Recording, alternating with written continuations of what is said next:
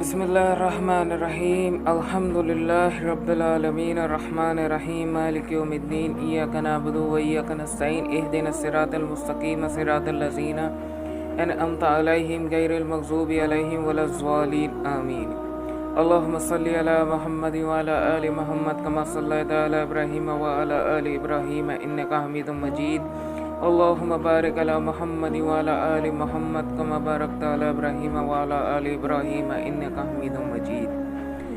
Rabbi इश्रह ली सदरी व यस्सिर ली अमरी वहलुल उक़दतम मिन लिसानी यफ़क़हू क़ौली। अस्सलामु अलैकुम व रहमतुल्लाहि व बरकातुहू।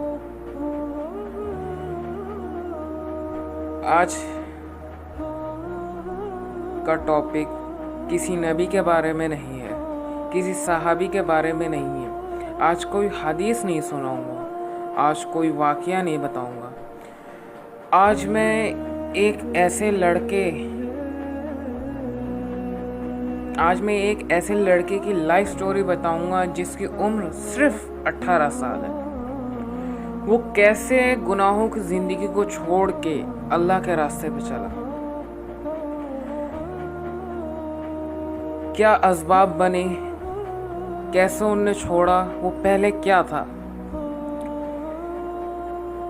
वो लड़का और कोई नहीं, मैं हूँ। शुरू करता हूँ अल्लाह के नाम से जो रहमान और रहीम है।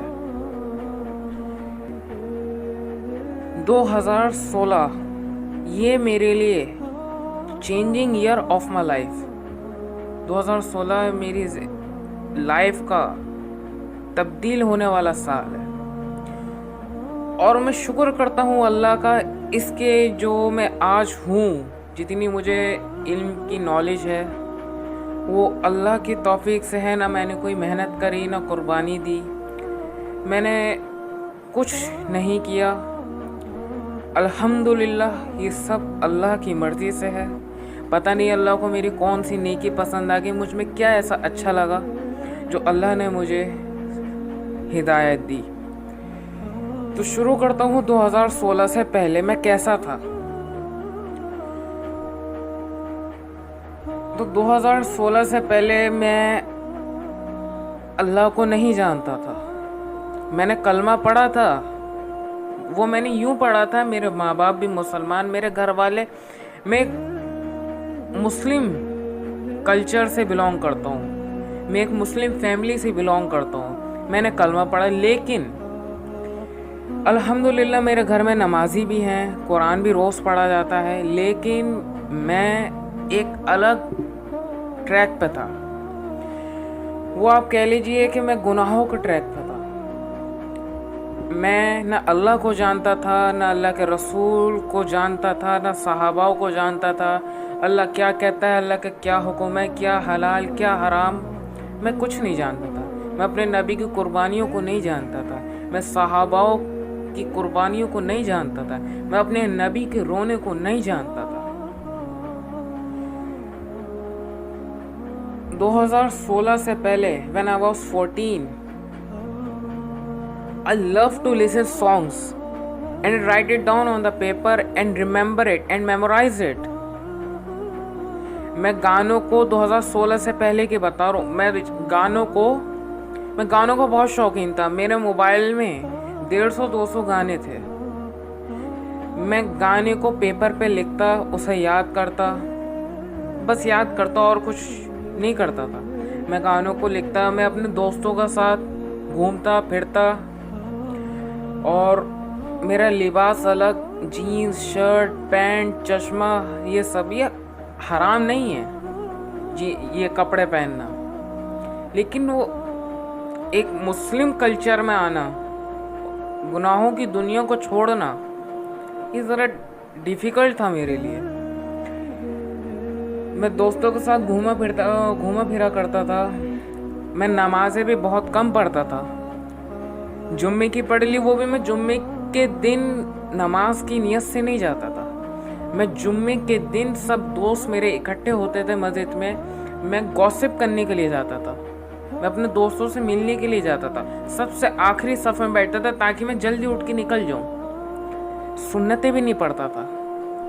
मुझे याद है अच्छी तरीके से, जब मैं 14 साल का था या 13 साल का, उस वक्त ईद के मौके पे मैंने एक लड़के को उसके घर में घुस के मारा था, उसके घर वालों के सामने मारा था। मुझे याद है अच्छी तरीके से।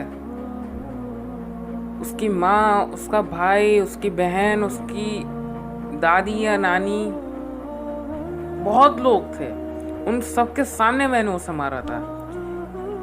And nobody can say a single word about me because I'm a very rude person. I know the age of 14 is very low to be a that kind of person. What am I? But लेकिन 14 मैं बहुत open minded था। मैं हर वो चीज़ करना चाहता था जो बड़े करते हैं, like always busy on a phone, going to watch movies with my friends, watching YouTube, television, listening songs। मैं ये काम करता था पहले। लेकिन 2016 was a changing year of my life, and the year 2016 plays a big role in my life, क्योंकि 2016 के बीच में मुझे याद है अच्छी तरीके से, तो मगरिब का टाइम था, अजान होने वाली थी मगरिब की। मेरे वालिद ने मुझसे कहा नमाज को चलो, and I was listening a song. तो मैंने कहा आप चलिए मैं आता हूँ। मेरा हर बार का यही बहाना था। तो मेरे वालिद ने कहा नहीं, आज मैं तुम्हें साथ लेकर चलूँगा। वो मेरा हाथ पकड़ के मस्जिद में ले गए। जब इमाम साहब ने मगरिब की नमाज की पहली रकात में पहला सजदा किया, और जब मैंने कहा सुभान रब्बियल आला, मुझे ऐसा लगा I was feel like that I am free. There was a burden on me, and when I say सुभान रब्बियल आला and I am free, my heart is crying. मेरा दिल रो रहा था अंदर से। मुझे नहीं पता क्या हुआ मेरे साथ, लेकिन सुभान रब्बियल आला मैंने जैसे कहा, अल्हम्दुलिल्लाह, that was a point my life start changing, my life start shifting. That was a point. सुभान रब्बियल आला। I don't know मेरे साथ क्या हुआ, मेरे अल्लाह को मुझ में क्या पसंद आया, मैं क्या था, मैं क्या हूँ, मुझे नहीं पता।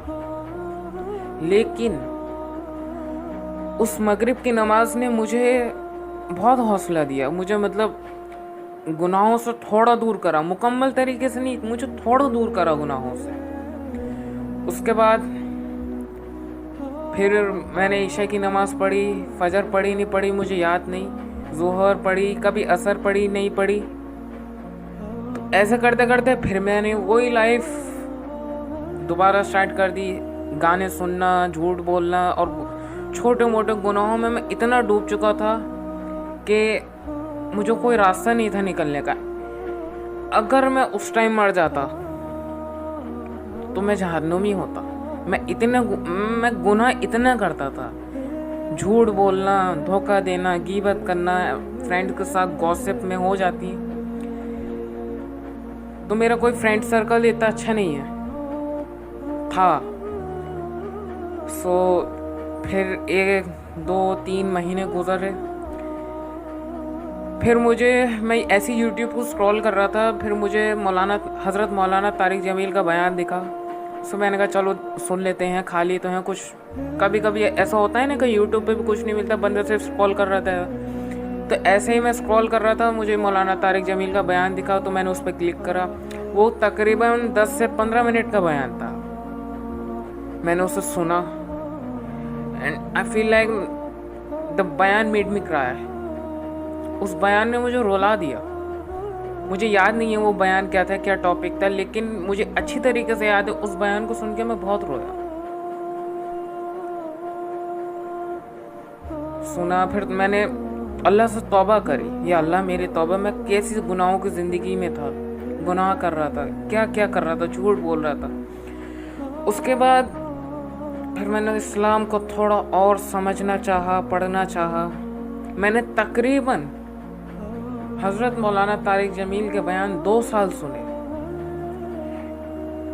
अल्लाह के बाद जिसने मेरी मदद करी नेक रास्ते पर आने के लिए, वो हज़रत मौलाना तारिक जमील है।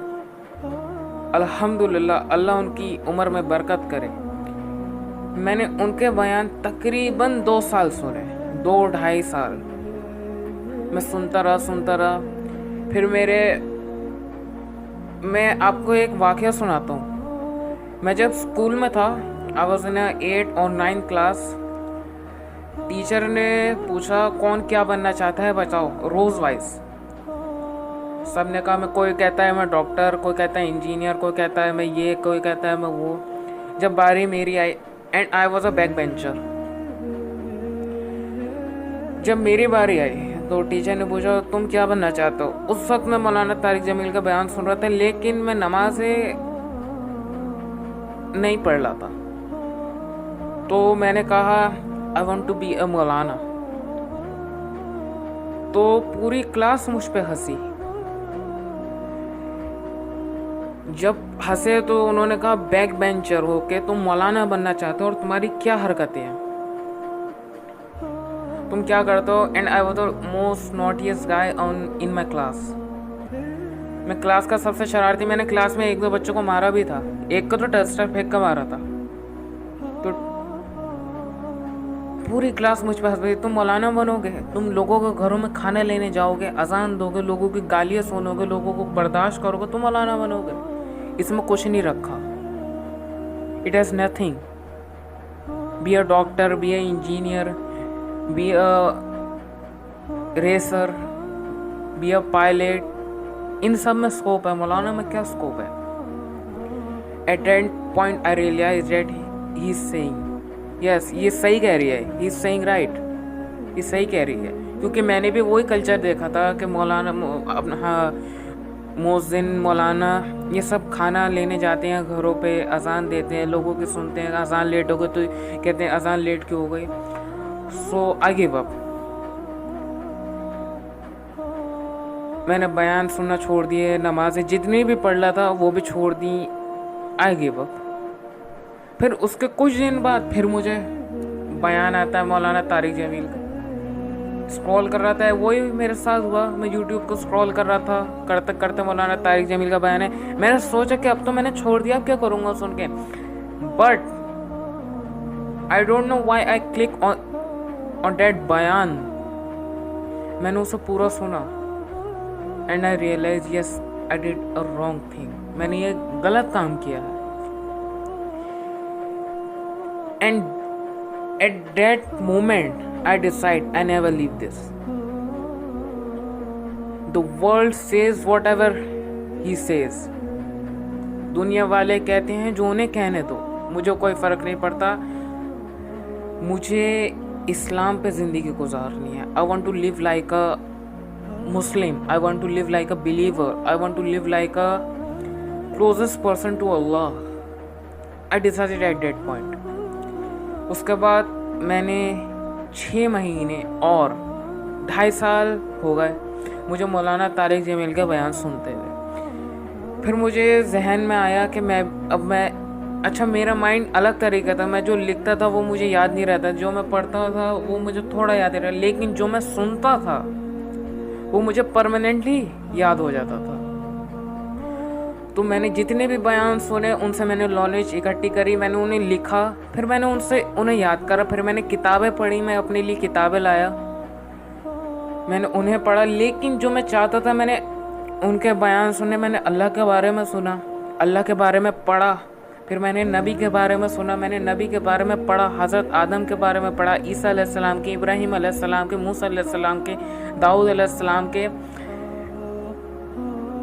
मैंने जितने भी बड़े नबी हैं उन सब के बारे में मैंने पढ़ा। मैंने अपने नबी हज़रत मोहम्मद सल्लल्लाहु अलैहि वसल्लम के बारे में पढ़ा।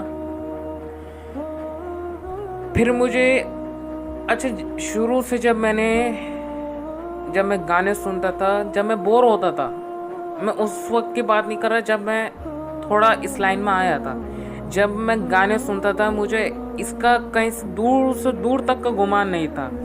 मैं उस वक्त भी ये सोचा था कि there was a aim of life, हमें ज़िंदगी की एक मंजिल होगी, ये फालतू तो नहीं मिली। ये गाने सुनने के लिए, डांस करने के लिए, गॉसिप करने के लिए, इसका कोई मकसद तो होगा।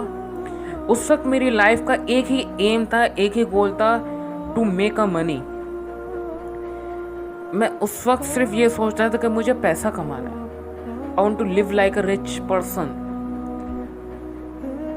उस वक्त मैं सोच रहा था कोई मेरे घर में कोई फाइनेंशियली प्रॉब्लम नहीं थी, हम फाइनेंशियली बहुत स्ट्रांग थे, but I want to make money by myself. मैं अपने तरीके से पैसा कमाना चाहता था, मैं किसी की मदद नहीं लेने जाता था। तो उस वक्त मेरा गोल सिर्फ था to make a money, to be a rich person. मैं उस वक्त मेरी लाइफ का गोल यही था। फिर जब मैं इधर की लाइन में आने लगा, मैंने इस्लाम को पढ़ा, तारिक जमील, हज़रत मौलाना तारिक जमील का बयान सुने, हज़रत मोहम्मद सल्लल्लाहु अलैहि वसल्लम की ज़िंदगी को पढ़ा, अल्लाह के बारे में पढ़ा, अल्लाह कैसा गफूर रहीम है, हज़रत मोहम्मद सल्लल्लाहु अलैहि वसल्लम ने हमारे लिए क्या क्या कुर्बानियाँ दी, ताइफ के गम झेले और जंगें लड़ी, तो क्या क्या तो उनके बाद जब मैंने अल्लाह को जाना तो मैंने अल्लाह के पैगंबरों के बारे में पढ़ना शुरू करा। जब मैंने पैगंबरों के बारे में पढ़ा तो उसमें सहाबाओं का जिक्र आया, तो मुझे ये हुआ कि मैं सहाबाओं के बारे में पढ़ूं।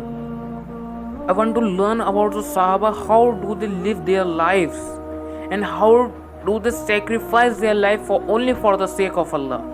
वो अपनी ज़िंदगी को कैसे कुर्बान करते थे अल्लाह की रज़ा के लिए। मैं ये पढ़ना चाहता था, लेकिन मुझे कोई इतनी नॉलेज नहीं थी, मुझे किताबों का नाम पता नहीं थे। तो उस वक्त तो मेरे पास सिर्फ इंटरनेट था, and internet was a good thing और a bad thing. This is your choice what you choose. If you are positive, then you get a benefit, lots of benefit from internet. And if you are negative, the internet will harm you, I swear।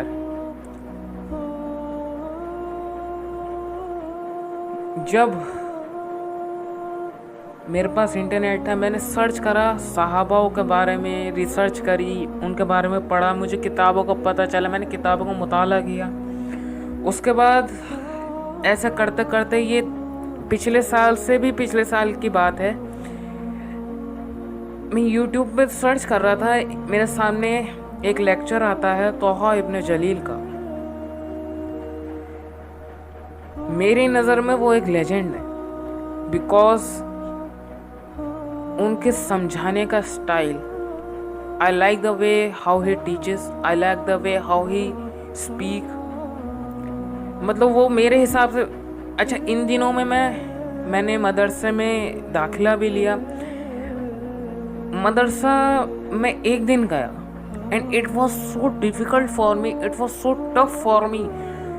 जब मैं मदरसे गया, मैं school से पढ़ा हुआ था and I M graduate from school, लेकिन जब मैं मदरसे गया तो मदरसे में बैठने का ढंग अलग था, पढ़ने का ढंग अलग था, और मेरा माइंड वो नहीं था कि मैं रट्टा मारूं। I want to learn something, मैं कुछ सीखना चाहता था, मैं रट्टा नहीं मारना चाहता था। और मैं कुछ भी पढ़ता था मुझे याद नहीं होता था, मैं जो भी सुनता था वो मुझे याद होता था अल्हम्दुलिल्लाह, और जो मैं गौर से देखता था वो भी मुझे याद हो जाता था। तो उस वक्त मदरसे में मेरे लिए इतनी डिफ़िकल्टीज बढ़ गई, एक ही दिन में मैंने मदरसा छोड़ दिया। फिर मैं किताबें लाया, मैं शीशे के सामने बैठ के, मैं मस्जिद में बैठ के, आई was like standing alone in a mosque and do तकरीर टू रिमेंबर व्हाट आई से, व्हाट आई रीड। मैं जो पढ़ा है मैंने वो याद करने के लिए मैं अकेले 2:30-3 बजे मस्जिद में जाता, खुद खड़े होके तकरीर करता और उसे खुद अपने फ़ोन में रिकॉर्ड करता, फिर उसे सुनता, और वो मुझे जो मैं बोलता था वो मुझे इतनी अच्छी तरीके से याद होता था कि आज 2.5-3 साल हो गए हैं मैं वो चीज़ नहीं बोला अल्हम्दुलिल्लाह। उस वक्त मेरी लाइफ वॉज अ मिडिल, मेरी लाइफ एक तरफ नेक राह थी, एक तरफ गुनाहों की दुनिया, and I was in the middle. कभी इधर झुकता था, कभी इधर झुकता था। मैं टेंस्ड हो गया। मैं अपने दोस्तों को कहने लगा नमाज पढ़ो, ये करो, तो दोस्त कहते थे तुम क्या हो गया, ये तो 2-3 दिन की कहानी है, कोई बयान सुन लिया होगा, उसका असर है, फिर वही ऐसी। वो भी सही कह रहे थे। मैंने 2-3 बार ऐसा करा है, मैंने बयान सुना बयानों का, फिर मैं वही ऐसी हो जाता था। लेकिन कोई मेरी लाइफ ऐसी नहीं थी कि मैं एक ही बार में वो लौट आया। नहीं, मैं थोड़ा आया, फिर मैं वापस रिवर्स गियर डल गया, फिर मैं थोड़ा और आ गया, फिर वापस रिवर्स गियर डल गया। अल्हम्दुलिल्लाह अल्लाह ने मुझे तन्हा नहीं छोड़ा। अल्लाह के सिवा कोई मेरा मददगार नहीं था। मैं अल्लाह से दुआ करता था, अल्लाहुम्मा इन्नी अस्अलुका इल्मन नफ़अ व रिज़्क़न तय्यबा व अमलन मुतक़ब्बला। अल्लाह मुझे वो इल्म दे जो नफ़े वाला हो, हलाल रिज़्क़ दे, और वो अमाल दे जो कबूलियत वाले हो। मैं अल्लाह से और मैंने कहीं सुना था कि अलम नशरह लका सदरक, ये सूरत पढ़ने, हर नमाज के बाद पढ़ने से आपको सीना खुलता है। तो मैंने ये पढ़ना स्टार्ट करा। मैं अल्लाह से दुआ करता था, या अल्लाह मुझे अपने नबी और अपने नबी के सहाबाओं के बारे में इल्म दे। मेरे अल्लाह ने मेरी ये दुआ कबूल करी और मैं किताबें लाने लगा। आई वाज लाइक, मैं अपनी सेविंग में से जब मैंने इस्लाम को पढ़ा और मैंने डॉक्टर इसरार अहमद रहमतुल्लाह अलैह उनकी एक तकरीर सुनी कि इंसान किसी दूसरे इंसान से 3 बार कुछ कह सकता है, उसके बाद नहीं कह सकता।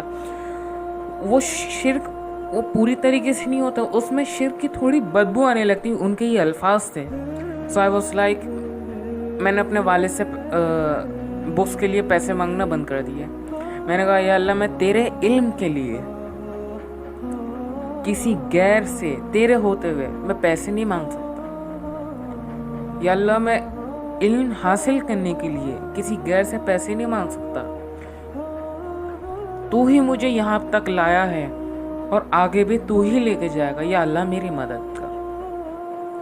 तो मेरे फ़ोन में इंटरनेट का पैकेज रहता था। ये जो भी मेरी लाइफ में चेंज आया है इस थ्रू द इंटरनेट।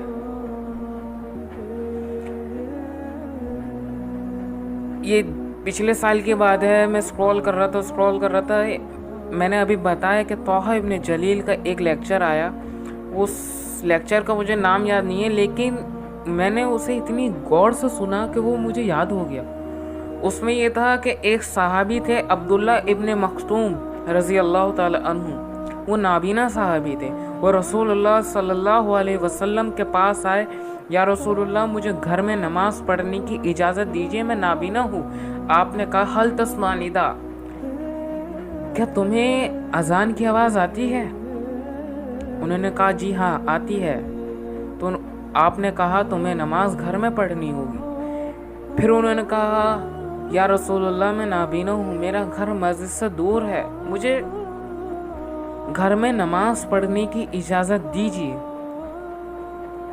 तो आपने फिर कहा, हल तस्मानिदा, क्या तुम्हें अजान की आवाज़ आती है? उन्होंने कहा, जी हाँ आती है। आपने कहा, फिर तुम्हें नमाज मस्जिद में पढ़नी होगी।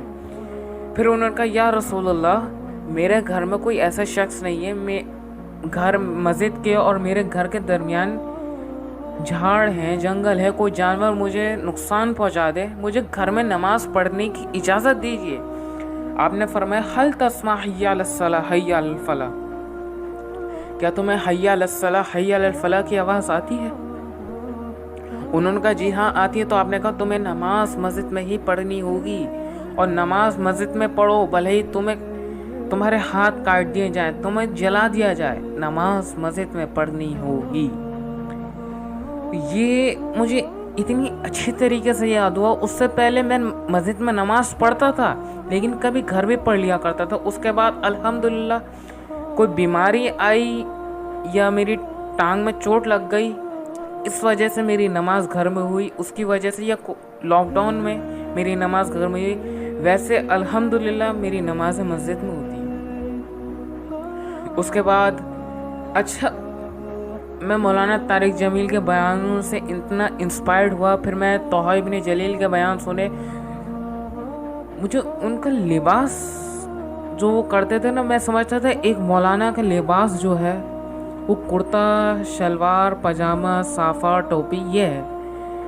I never think that the मुसलमान ड्रेस लाइक दिस। जैसे तोहा इब्न जलील शर्ट में कर लेते हैं, टी शर्ट पैंट कैप वो लगा के करें। I was never think that like before. उससे पहले मुझे नहीं पता था। तो मैंने फिर उसके बारे में स्टडी करना शुरू करा कि ये जायज़ है नहीं जायज़ है। तो अल्हम्दुलिल्लाह जायज़ तो है, लेकिन अफजल कुर्ता पजामा है। उसके बाद फिर मुझे ये हुआ कि I want to do a तबलीग। मैं अल्लाह की राह में निकलना चाहता हूँ, मैं लोगों को दावत देना चाहता हूँ। लेकिन जब मेरे जाने का मौका हुआ, असबाब बनने लगे तो लॉकडाउन हो गया। फिर इस साल हुआ, फिर लॉकडाउन हो गया। तो उसके बाद मुझे कुछ ज़रिया नज़र नहीं आ रहा था, क्योंकि आप जो पढ़ते हैं वो आप भूल जाते हैं। उसे याद करने के लिए आपको वो किसी को पढ़ाना पड़ता है।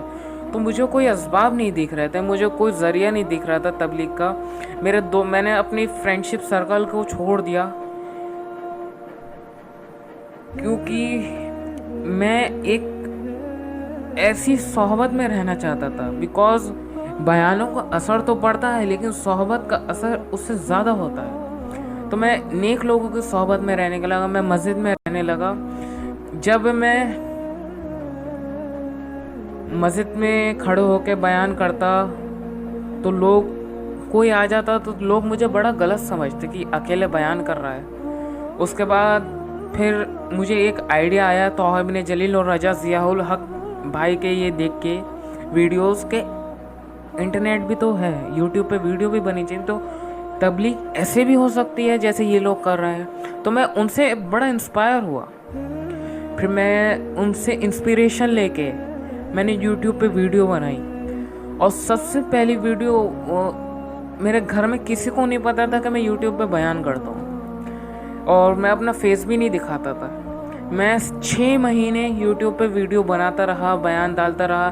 मैं 9-10 बजे मस्जिद में जाता, जब मस्जिद खाली होती फिर अपने आप को सारे किवाड़ बंद करके मैं बयान करता। 9-10 मिनट का मैं बयान करता, फिर उसे एडिटिंग करता उसकी, और उसके बाद मैं यूट्यूब पर अपलोड करता। एटलीस्ट 6 महीने तक मैंने ये किया, और मेरे घर में से किसी को नहीं पता था कि मैं ये कर रहा हूँ। उसके बाद 6 महीने के बाद जो मैंने बयान डाला हार्ट, अभी भी मेरे चैनल पे पड़ा हुआ है। हार्ट मैंने एक बयान डाला था, वो मेरी वालदा ने उसे देखा, उस पर क्लिक करा। मुझे नहीं पता वो उनके स्क्रॉलिंग में कैसा आया, उस पर क्लिक करा। And my mom call me and से इज दिस योर वॉइस, क्या ये तुम्हारी आवाज़ है?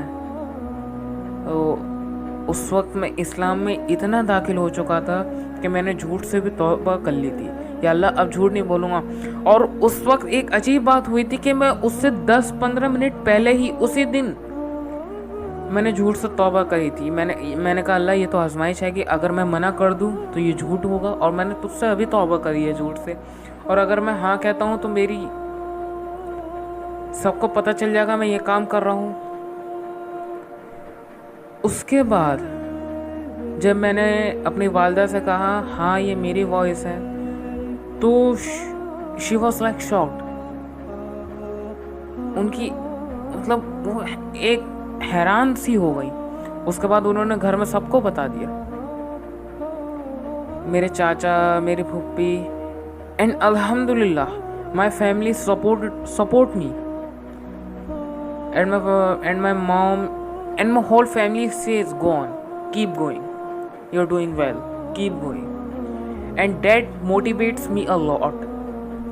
यू नो, जब आपको बाहर वाले कहते हैं तो इतना बुरा नहीं लगता, आपको अगर घर वाले कहते हैं यू फील, या आपको फील होता है अगर आपको कुछ घर वाले कहते हैं। और इससे पहले भी मैंने ये काम करे हैं, लेकिन उससे पहले जब मैंने नई नमाज़ें पढ़ना शुरू करी, मैं नया मतलब इस्लाम में दाखिल हो रहा था। I was like a new in मस्जिद।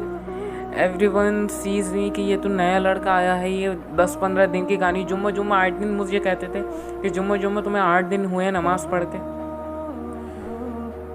तो मैं तो कहता था भाई 8 दिन तो हो गए ना, अल्हम्दुलिल्लाह। ऐसे 16 भी हो जाएंगे, ऐसे साल भी हो जाएगा।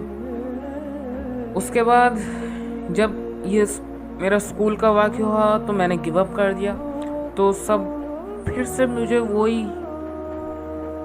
मेरे फ्रेंड ने मुझे टीस करना शुरू कर दिया कि ये तुम्हारे बस की नहीं है, इसके लिए सेक्रीफाइस करना पड़ता है, इसके लिए अपना टाइम देना पड़ता है, इसके लिए अपने नफ्स को मारना पड़ता है, आजमाइश आएंगी, ये सब तुम्हारे बस का नहीं है। I was like you are right, I give up. लेकिन जब मैं इस तरफ आने लगा और मेरा ध्यान इस तरफ बढ़ने लगा तो मैं दुनिया वालों की बातों में मैंने उनकी कदर करना छोड़ दी। उसके बाद जब मैं यूट्यूब पे बयान डालने लगा, टाइम बीतता गया, 6 महीने घर वालों को पता चला। So my father support me a lot, they give me equipment. फिर मैं घर में वीडियो बनाने लगा। मेरी फर्स्ट वीडियो एटलीस्ट हार्ट के बाद ही आई थी, मेरी फर्स्ट फेस वीडियो। मैं फेस वीडियो के सपोर्ट में कभी नहीं था, लेकिन my family tell me that you need to see your face because face gives a lot of impression. Your impression means a lot. तुम्हारे जो स्वभाव है, तुम्हारे बोलने का अंदाज है, ये लोग इन दूसरे पे असर बहुत करता है। मैंने उसके बारे में बहुत सोचा। फिर मैंने कहा हाँ चलो देखते हैं फेस वीडियो बना के। जब मैंने फेस वीडियो बनाई अल्हम्दुलिल्लाह उस पर भी बहुत अच्छा रिस्पांस आया। फिर मैं और मौलानों के बयान, तोहा इब्न जलील भाई के लेक्चर, राजा ज़ियाउल हक भाई के लेक्चर, यूथ क्लब से मैं भी इंस्पायर हुआ।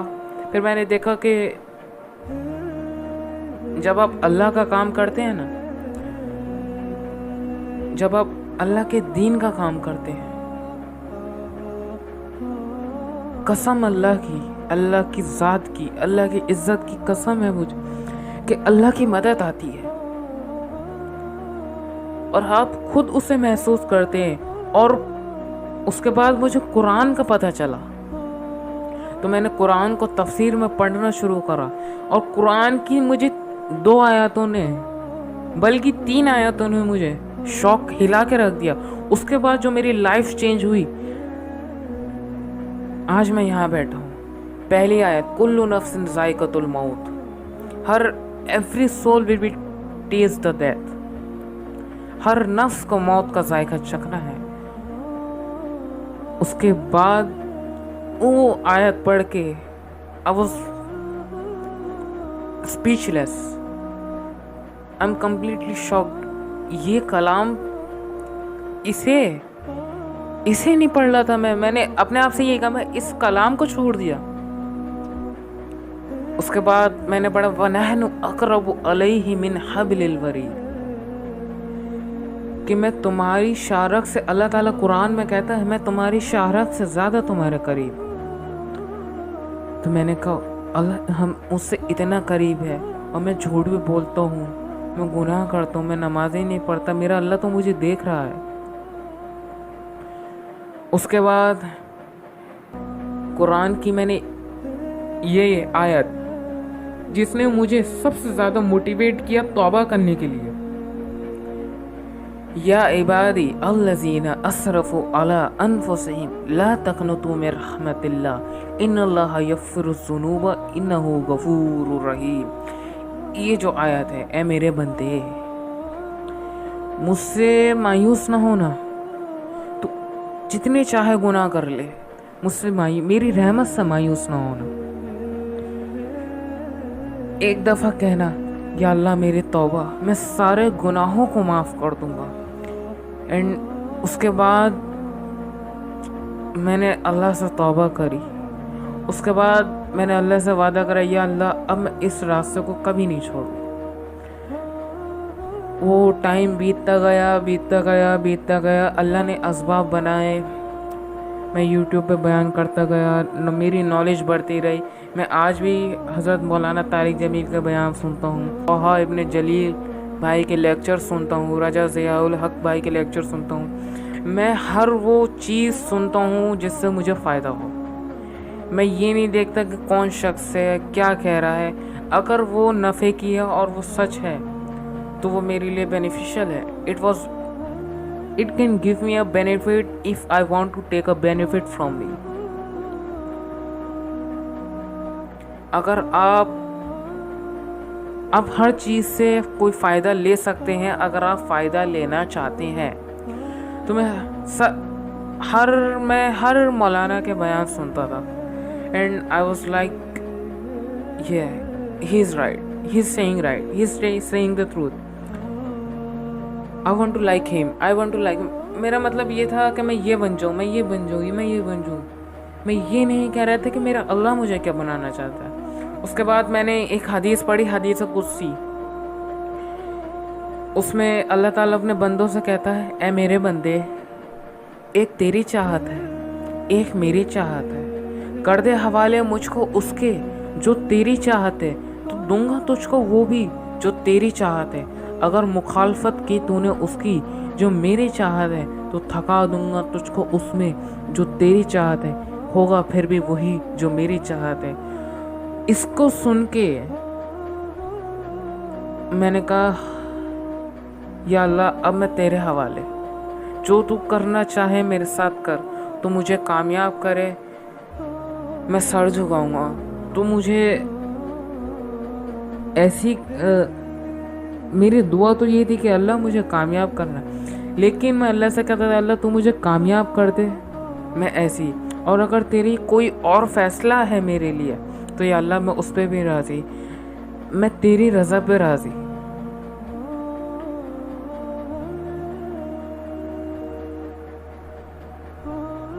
मैं तेरी रज़ा पर राज़ी। और मैं हर वक्त ये कहता था, हस्बी अल्लाहु ला इलाहा इल्लहु अलैहि तवक्कलतु व हुवा रब्बुल अर्शिल अज़ीम।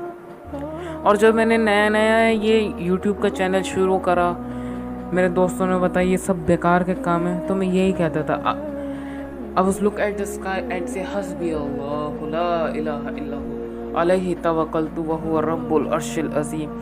मैं ये अपने दिल में कहता था कि मेरे लिए वो रब काफ़ी है जिसके सिवा कोई माबूद नहीं, और मेरा यकीन उस पर है जो बड़े अर्श का मालिक है। मैं ये कहता था। अल्हम्दुलिल्लाह, आज कोई मैं फाइनेंशियली परेशान नहीं था,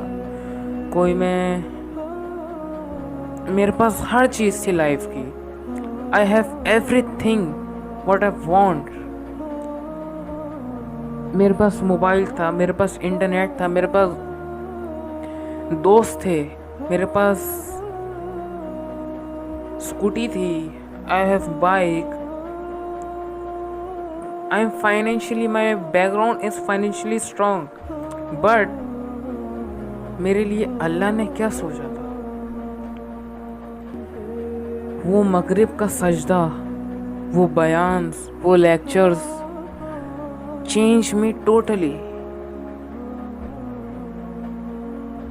उसके बाद मेरे फ़ोन में तकरीबन 100-150 गाने थे। मैंने सारे गानों को डिलीट करा। मेरे मोबाइल में थिएटर्स में पिक्चर देखने जाया करता था, मैंने उन्हें छोड़ा। उसके बाद मैंने एक बयान सुना कि बावजू रहना चाहिए। आपने फरमाया बावजू रहो। आज मुझे 3-3.5 साल हो गए, मैं बावजू हूँ, बावजू रहता हूँ, अल्हम्दुलिल्लाह, बावजू सोता हूँ।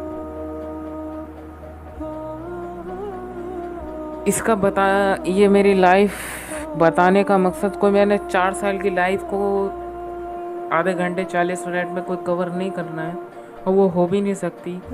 मैंने अपनी लाइफ के ख़ास पॉइंट जिन्होंने मुझे एकदम हिट किया, वो मैंने बताया। मेरी लाइफ में चेंजिंग मोमेंट तो बहुत आए, लेकिन जिन पलों ने, जिन those moment who hit me hard, वो मैंने बताया कि how my life change, how I become Islamic preacher. मैंने गानों की ज़िंदगी को छोड़ के, ये गुनाहों की ज़िंदगी को छोड़ के एक मैं दीनी माहौल में कैसे आया। It was a life.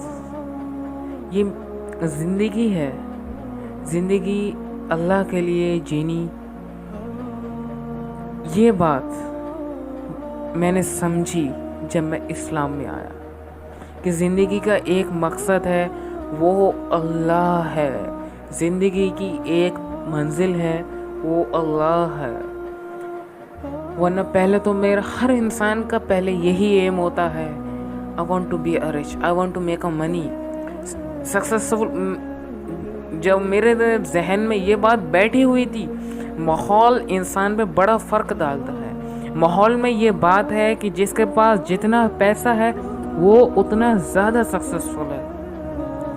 मेरे जहन में भी यही बात बैठी। लेकिन जब मैंने इस्लाम पढ़ा, when I started to gain knowledge about Islam, about Deen, about Quran, that knowledge hit me hard, and I've talked to myself, are you on the right path? On which direction you are walking? Is it the right direction? जिस राह पर तुम चल रहे हो, क्या वो राह सही है? क्या वो तुम्हें मंजिल तक ले जाएगी? अपने आप से सवाल करा। फिर मैं मस्जिद में टाइम गुजारने लगा। आधा आधा दिन जोहर में जाता था, असर में आता था। मेरी लाइफ ऐसी हो गई कि मैं अल्लाह के क्लोज होने लगा। फिर मैंने अल्लाह से दुआ करी, या अल्लाह मेरी मदद कर, मैं तेरे दीन का काम आगे पहुंचाना चाहता हूँ, मैं इस्लाम का पैगाम आगे पहुंचाना चाहता हूँ। हालांकि मेरी उम्र कम है, लेकिन या अल्लाह, हज़रत अली ने भी कम उम्र में इस्लाम कबूल किया था। या अल्लाह, मैं वो तो नहीं, लेकिन मेरी मदद कर, मैं तेरे दीन का पैगाम आगे पहुंचाना चाहता हूँ। मैंने अल्लाह से दुआ करी, and it was a changing moment of my life. अल्लाह ने मेरी ज़िंदगी को बदल के रख दिया। मैं शुक्र करता हूँ उस अल्लाह का जिसने मुझे गुमराही के रास्ते से बचा के हिदायत के रास्ते पे, इस्लाम के रास्ते पे चलाया। शुक्र है अल्लाह का और अल्लाह के बंदों का। मैं शुक्रिया करता हूँ अल्लाह के उन बंदों का जिन्होंने मुझे, मेरी मदद करी। हज़रत मौलाना तारिक जमील, तोहा इब्न जलील, Raja Ziaul Haq, Ali E vlogs, and Mufti Tariq Masood. These are legends of my life. ये वो लोग हैं जिन्होंने अल्लाह के बाद, और जिन्होंने अल्लाह के बाद मेरी इस्लाम की तरफ आने में मदद करी। अल्लाह इनकी उम्रों में बरकत करे। जो भी खैर की बात थी वो अल्लाह की तरफ से थी, और जो शर की बात थी वो शैतान की तरफ से थी। अल्हम्दुलिल्लाह रब्बिल आलमीन अर्रहमानिर रहीम मालिक यौमिद्दीन इय्याका नअबुदु व इय्याका नस्तईन इहदिनस सिरातल मुस्तकीम सिरातल लज़ीना अनअमता अलैहिम गैरिल मग़ज़ूबि अलैहिम वलज़्ज़ालीन आमीन। अल्लाहुम्मा सल्लि अला मुहम्मद व अला आलि मुहम्मद कमा सल्लैता अला इब्राहीम व अला आलि इब्राहीम इन्नका हमीदुम मजीद। अल्लाहुम्मा बारिक अला मुहम्मद व अला आलि मुहम्मद कमा बारकता अला इब्राहीम व अला आलि इब्राहीम इन्नका हमीदुम मजीद। जज़ाकल्लाहु खैरा। अस्सलामु अलैकुम व रहमतुल्लाहि व बरकातुहू।